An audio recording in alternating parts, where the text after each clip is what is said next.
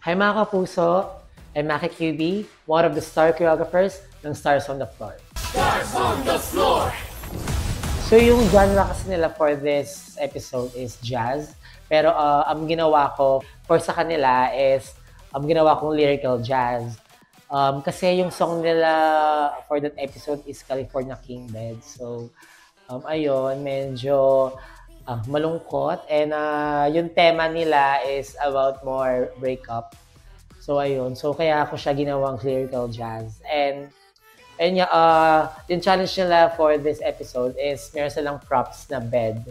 So, kailangan namin siyang magamit.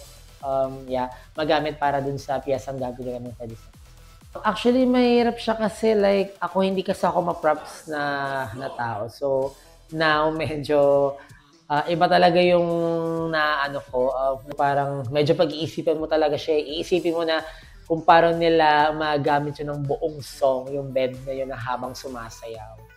Actually, yung talagang totally struggle nila is yung mga liftings kasi. Yan dahil mga ginawa kaming medyo kakaibang liftings, parang gano'n na very, actually may lines pa rin naman and technique, pero ginagawa namin na kahit paano is maiba yung mga ginagawa namin dito for this episode.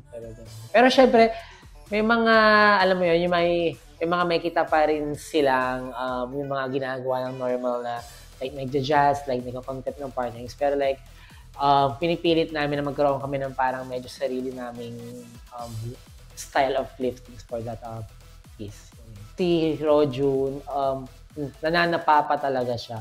Kasi, yun nga, first time lang namin nag-meet or first time ko lang siyang nahawakan for this show. So, medyo hindi ko pa siya sobrang gamay. Lalo na, pupunta sa kanya jazz. Yun nga, I mean yung lyrical jazz. So, medyo bago rin sa kanya yun. Compared din sa ginawa niya as before na content. And iba kasi yung style din namin ni Coach Angel. And yun nga, yung style ko. So, medyo naninibago talaga siya.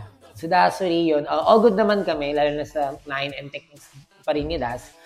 Yun pa rin ang ginagawa niya is, hindi niya pinagmumukhang parang huli talaga si Rojun for that piece. So, medyo, meron siyang knowledge dun sa style na yon. Like, meron siyang knowledge sa contemporary, sa jazz, kasi nga naging course niya through sa Korea. So, yun. So, hindi naman ako medyo nahirapan kay Das for this.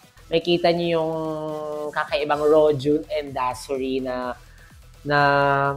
chemistry for this episode. Hi mga kapuso, this is Maki QB. Don't forget to watch Stars on the Floor, only here at GMA. Stars on the Floor!